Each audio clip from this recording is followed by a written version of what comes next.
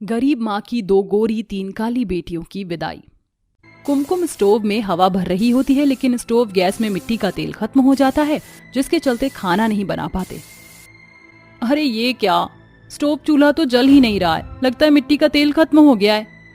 अब हम लोग खाना कैसे बनाएंगे? कुछ ही देर में मेहमान भी आने वाले हैं, उनके लिए नाश्ता कैसे तैयार होगा? माँ भी अभी तक सामान लेकर नहीं आई, घर में राशन भी खत्म हो गया, सारी चीजें नहीं हैं।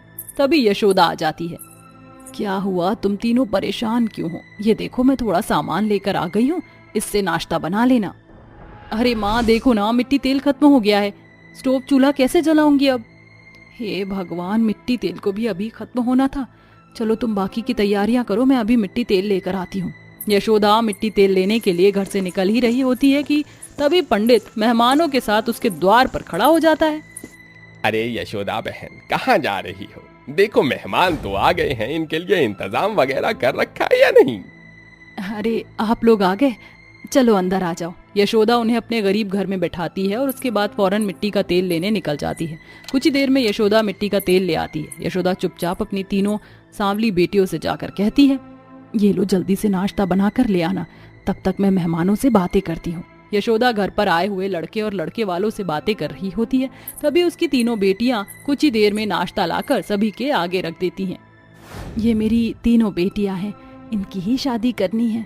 यशोदा की तीनों काली बेटियों को देखकर पार्वती का मुंह बन जाता है। अरे ये क्या, ये साउथ अफ्रीकन तुम्हारी बेटियां हैं? इतनी काली लड़कियों से मैं अपने बेटों की शादी कैसे करवा सकती हूँ? पंडित तुमने तो मुझे कुछ और ही बताया था। अरे तुमने कहा था कि सांवला रंग लड़कियों का है, लेकिन यहाँ तो लड़कियाँ सांवली नहीं बल्कि काली कलूटी हैं। ओहो बहन जी, ये तो तीनों बहुत मेहनती हैं, सारा दिन काम करती रहती हैं, इसी वजह से रंग ज्यादा काला लग रहा है, लेकिन वैसा है नहीं जैसा आपको लग रहा है। ये तीनों बहुत समझदार हैं और आपके घर को बहुत अच्छे से संभाल सकेंगी।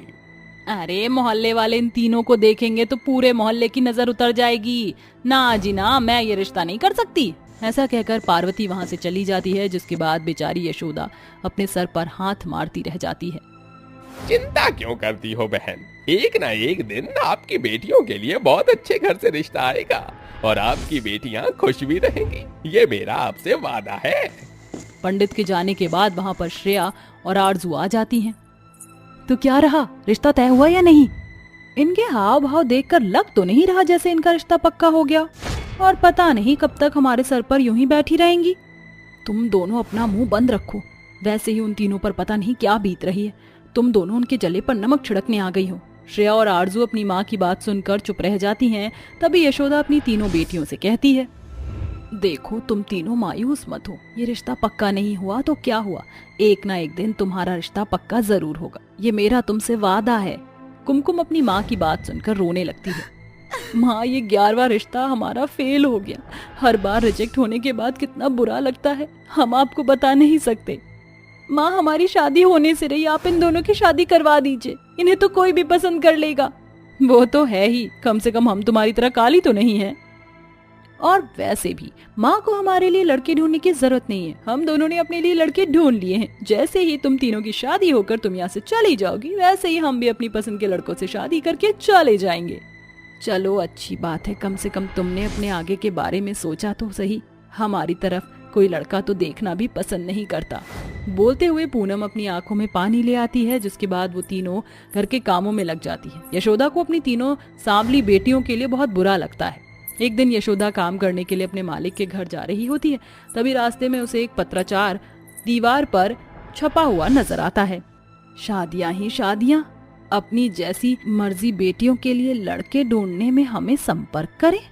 लड़कियां जैसी भी होंगी शादी हम करवाएंगे, 100% गारंटी के साथ। ये पत्राचार पढ़ते ही यशोदा बहुत खुश होती और उस पत्राचार पर लिखे हुए एड्रेस पर जा पहुंचती है। मेरी तीनों बेटियों की शादी करवा दीजिए, आपका बहुत उपकार होगा। शादी तो मैं करवा दूं, लेकिन ये बताओ अपनी तीनों बेटियों के लिए तुमने क्या क्या जोड़ रखा है? बहन जी, मैं बहुत गरीब हूँ, अपनी बेटियों की शादी करना चाहती हूँ, लेकिन मेरे पास एक फूटी कौड़ी तक नहीं है। उनकी विदाई अच्छे से करना मेरा बहुत बड़ा सपना है। तुम्हारे पास एक फूटी कौड़ी नहीं है तो इस जन्म में अपनी 5 बेटियों की विदाई करना तो भूल ही जाओ। ऐसा मत कहिए, मुझ पर थोड़ा रहम कीजिए। चंद्रकांता यशोदा को रोते हुए देख उससे कहती है, वैसे तो हर कोई मानता नहीं है, लेकिन मैं तुम्हारे लिए कोशिश करूंगी। इसलिए तुम अपनी तीनों काली क्योंकि दहेज का इंतजाम करो, दहेज अच्छे से देना, बाकी तुमसे कैश की कोई डिमांड नहीं है। ये सुनकर यशोदा बहुत खुश होती है, जिसके बाद चंद्रकांता उनकी तीनों काली बेटियों के लिए रिश्ता ढूंढना शुरू करती है। 2 से 3 बार तो लोग उसकी बेटियों को देखकर मना कर देते हैं, लेकिन आखिरी में चंद्रकांता के चलते उसकी तीनों काली बेटियों का रिश्ता जो है वो पक्का हो जाता है। चलो यशोदा बहन, अपना मुंह मीठा कर लो, अब तो तुम्हारी तीनों बड़ी बेटियों के रिश्ते पक्के हो गए हैं। रही बात छोटी बेटियों की, तो उन्होंने अपने लिए पहले ही ढूंढ रखा है।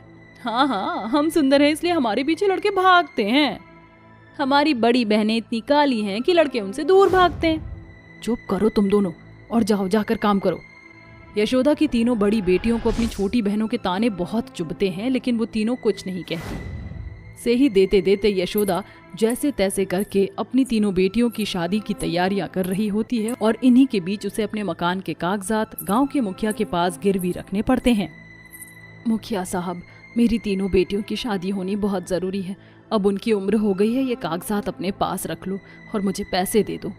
अगर सूद समेत मुझे पैसा वापस नहीं मिला तो याद रख लेना, तुम्हारा ये घर मेरा हो जाएगा और फिर तुम्हारा इस घर पर कोई हक नहीं होगा। अगर तुम्हें ये बात मंजूर है तो मैं पैसा देने के लिए तैयार हूँ। यशोदा के पास और कोई रास्ता नहीं होता और वो पैसे ले लेती है, जिसके चलते वो उन पैसों से अपनी तीनों काली बेटियों के लिए दहेज इकट्ठा करती है, लेकिन गोरी बेटियों के लिए कुछ नहीं लेती। देखते ही देखते शादी की रस्में शुरू हो जाती हैं और चारों तरफ खुशी का माहौल होता है। यशोदा की 5 बेटियों की शादी बहुत अच्छे से हो जाती है, लेकिन शादी के बाद जैसे ही विदाई होने वाली होती है, यशोदा की तीनों काली बेटियों की सास अचानक से कहती है, ये क्या, दहेज के नाम पर तुमने ये मुझे क्या दिया है? अरे 3 बेटियों का दहेज कम से कम 3 बंटवारे के हिसाब से तो देती। इतने दहेज में तुम्हारी बेटियां विदा नहीं हो सकती। मुझे माफ करो, मैं अपने बेटों को अपने घर लेकर जा रही हूँ। कल्याणी के मुंह से ये सुनते ही श्रेया और आरजू गुस्से में आ जाती हैं और अपनी तीनों काली बहनों के लिए कहती हैं, अरे शादी क्या दहेज पर ही टिकी होती है? आप हमारी बहनों से अपने बेटों की शादी करवा रही हो या उन्हें खरीद रही हो? मेरी तीनों बहनें सांवली हैं, लेकिन कोहिनूर का हीरा है। अरे चिराग लेकर ढूंढोगी तो भी ऐसी लड़कियां नहीं मिलेंगी। और रही बात दहेज की, तो जाइए और अपने बेटों के लिए ऊंचे दाम की लड़कियां ढूंढ लीजिए। उन दोनों की ये बात सुनते ही कल्याणी को बहुत बुरा महसूस होता है। इसी के चलते अपनी गलती की माफी ना तो केवल आरजू और श्रेया से मांगती है, बल्कि अपनी तीनों होने वाली बहू और यशोदा से भी मांगती है। जिसके बाद यशोदा की 5 बेटियों की विदाई अच्छे से हो जाती है और वो 5 अपने ससुराल में खुशी खुशी रहने लगती हैं। माला बहू, ये क्या घर का सारा काम ऐसे ही पड़ा हुआ है और तुम यहाँ आराम कर रही हो? माँ जी, मैं दिन भर काम करते करते थक जाती हूँ। अब मैं क्या आराम भी नहीं कर सकती हूँ? पूरा दिन काम करूँ और 2 पल सोने को भी ढंग से नहीं मिलता है। बहू, तुझे आराम करने से किसी ने मना नहीं किया, लेकिन तू घर का काम तो कर। अब इस उम्र में तो मैं घर का काम नहीं करूंगी, और वैसे भी तू पूरा दिन ही आराम करती रहती है। 2 दिन से तूने पोछा भी नहीं लगाया है। तो आपके कहने का क्या मतलब है कि मैं घर का कुछ भी काम नहीं करती हूँ, पूरा दिन आराम करती हूँ? आप मुझे आलसी कह रही हो। जो आप ये कपड़े पहन रही हैं उसे कौन धोता है? आप जो खाना खाते हैं उसे कौन बनाता है? बहू, मेरे कहने का ये मतलब नहीं है।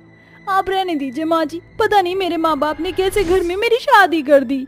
माला बहुत ज्यादा आलसी थी, वो कुछ भी काम नहीं करती थी, सारा दिन आराम करती रहती थी, और अगर कुछ काम करती तो वो या तो पूरा नहीं करती या करती तो उसे अपने आलसपन की वजह से बिगाड़ देती। ऐसे ही एक दिन, ये दूध तो गर्म करते करते मैं तो थक गई हूँ, एक काम करती हूँ, जाकर एक झपकी ले लेती हूँ। माला चूल्हे पर दूध रख कर आराम करने चली जाती है और सो जाती है। चूल्हे पर रखा हुआ दूध उबल जाता है और दूध का पतीला जलने लगता है। जलने की बदबू से कुंती घर के अंदर आती है और दूध के पतीले को ऐसा जलता देख और माला को सोता देख वो बहुत ज्यादा गुस्सा होती है और जोर से चिल्लाती है, माला! कौन है? चैन से सोने भी नहीं देता। अरे माँ जी आप, लेकिन आप इतने गुस्से में क्यों हैं? आज तेरी वजह से घर में आग लग जाती। देख, सारा दूध उबल गया और पूरा का पूरा पतीला जल गया। न जाने कौन सी घड़ी में तुझ जैसी आलसी बहू ले आई। क्या हुआ? दूध ही तो उबला है, मैं बाद में साफ कर दूंगी। कुंती अपनी बहू के इस आलसपन से बहुत ज्यादा परेशान हो गई थी। वो कुछ ना कुछ कर वहाँ से चली जाती है। माँ, एक गिलास पानी पिला दो, गला सूखा जा रहा है। ये ले बेटा, क्या हुआ? तू इतना परेशान क्यों लग रहा है? माँ, मुझसे अकेले लस्सी बेचने का काम नहीं होता है, इसलिए सोच रहा हूँ कि अपनी मदद के लिए किसी को रख लूँ, लेकिन उसे रखने के लिए मेरे पास इतने पैसे नहीं हैं। तो तू एक काम कर, बहू को ले जा। वैसे भी पूरा दिन घर पर कुछ भी नहीं करती है, आलसियों की तरह पड़ी रहती है। सुरेश को ये तरकीब बहुत अच्छी लगती है और माला भी घर के काम से बचने के लिए इसलिए हाँ कर देती है। जिसके बाद वो अगले दिन अपने पति के साथ जाकर लस्सी बेचने का काम करती है, लेकिन अपने आलसपन की वजह से उससे ये काम भी नहीं होता है। हाय कितनी गर्मी है, मुझसे तो एक काम भी नहीं हो रहा। इस गर्मी में तो मैं थक गई। काश कोई ऐसा जादू हो जाए कि मैं बैठे बैठे सारे काम कर लूं और मुझे कोई भी मेहनत ना करनी पड़े। माला इतना बोल ही रही थी कि तभी वहाँ एक गरीब बूढ़ी अम्मा आती है। बेटा, मैंने 2 दिन से कुछ भी नहीं खाया है, एक गिलास लस्सी पिला दे। ये लो अम्मा। क्या हुआ बेटा, तू बहुत परेशान लग रही है। क्या करूं अम्मा, मेरा कुछ काम करने का मन ही नहीं करता है। मैं एक जगह बैठे बैठे सारे काम करना चाहती हूँ जिससे मैं थकूं नहीं। बस इतनी सी बात। इतना कहकर वो बूढ़ी अम्मा जादू से माला के हाथों को लंबा कर देती हैं, जिसे देखकर माला बहुत खुश हो जाती है। अरे वाह वाह वाह, अब तो मैं बैठे बैठे सारे काम कर सकूंगी, अब तो मजा आएगा। माला लंबे हाथों को पाकर बहुत ज्यादा खुश हो जाती है। अब वो घर का सारा काम अपने बिस्तर पर बैठे बैठे कर लिया करती थी और थकती भी नहीं थी। लेकिन ये खुशी माला के लिए ज्यादा दिनों के लिए नहीं थी। चलो, अपने इस लंबे लंबे हाथों से मैंने घर का सारा काम बैठे बैठे इतनी आसानी से कर लिया। अब चलो मैं खाना खा लेती हूँ। लंबे हाथों की वजह से माला खाना नहीं खा पा रही थी। उसे खाना खाने में काफी तकलीफ होती है। ये क्या, मैं खाना क्यों नहीं खा पा रही हूँ? लगता है आज भूखा ही रहना पड़ेगा। एक काम करती हूँ, पानी पी लेती हूँ। लंबे हाथों की वजह से माला अपने नजदीक रखी हुई चीजों को नहीं उठा पाती थी। ये क्या, अब तो मैं ग्लास भी ठीक से नहीं उठा पा रही हूँ। लंबे हाथों की वजह से माला को काफी परेशानी होती है। ना तो माला कुछ खा पाती है और ना ही कुछ पी पाती है। लंबे हाथ होने की वजह से माला के हाथ किसी ना किसी चीज से टकराते, जिससे उसको काफी चोट लगती। मेरा हाथ सुबह से ये 6ठी बार चोट लगी है। मेरे हाथों में लगता है कपड़ा बांध कर रखना पड़ेगा, वरना मेरे हाथों में ऐसी चोट लगती रहेगी। माला अब पहले की तरह अपने लंबे हाथों से बिल्कुल भी खुश नहीं रहती थी। जो हाथ उसके लिए खुशी का कारण थे, अब वही हाथ उसके लिए दुख का कारण बन गए थे। माला के लंबे हाथों वाली बात धीरे धीरे पूरे गांव में फैल जाती है, जिससे पूरा गांव माला को चुड़ैल समझने लगता है। माला जब भी किसी को अपने लंबे हाथ से लस्सी देती तो वो डर के भाग जाता, जिस वजह से सुरेश का लस्सी का काम अब ठप होने लगा था। भाइयों, मुझे तो लगता है कुंती की बहू माला एक चुड़ैल है। उसके लंबे लंबे हाथ देखे हैं, ऐसा लगता है कि किसी का गला दबा देगी अपने लंबे हाथों से। हाँ भैया, हमें इस चुड़ैल को अपने गांव से निकालना ही होगा। सारे गांव वाले माला को गांव से निकलने का इरादा कर लेते हैं, जिसके बाद गांव वाले अपने हाथों में लट्ठे लेकर माला के घर पहुंच जाते हैं। माला चुड़ैल, घर से बाहर निकल। क्या हुआ, आप सब चिल्ला क्यों रहे हैं? अरे तू चुड़ैल है, तू हमारे गांव में नहीं रह सकती, समझी? निकल जा हमारे गांव से। मेरी बहू चुड़ैल नहीं है। गांव वाले कुछ भी बात नहीं मानते हैं, जिसके बाद वो माला को जबरदस्ती करके गांव से निकालने की कोशिश करते हैं कि तभी वहाँ वही बूढ़ी अम्मा आ जाती हैं, जिसने माला के लंबे हाथ किए थे। ये सब तुम क्या कर रहे हो? अरे बूढ़ी अब्बा, ये चुड़ैल है। ये चुड़ैल नहीं है। फिर ये इसके लंबे हाथ कैसे हैं? इसके ये लंबे हाथ मैंने अपने जादू से किए थे। अम्मा, आप मेरे हाथ पहले की तरह कर दीजिए। मैं इन लंबे हाथों से बहुत ज्यादा परेशान हो चुकी हूँ। क्यों, क्या हुआ बेटा? तुम्हें तो एक जगह बैठे बैठे सारे काम करने थे ना?